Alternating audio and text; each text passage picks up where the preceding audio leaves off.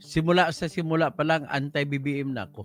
Hindi po ako naniwala na nanalo siya. Nasaksihan ko kanina sa SONA ang laki ng pinag-iba. Nangako siya ng gira laban sa mga politiko at mga kontraktor at iba pang opisyal na nangamkam o nangamgam sa flood control projects natin. Hindi niya matiis ang baha. Salamat naman, Lord.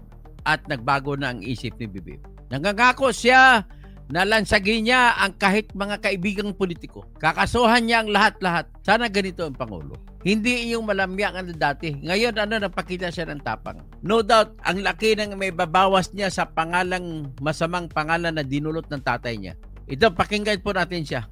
Kitang-kita ko na maraming proyekto para sa flood control ay palpak at gumuho. At yung iba, guni-guni lang. Huwag na po tayo magkunwari.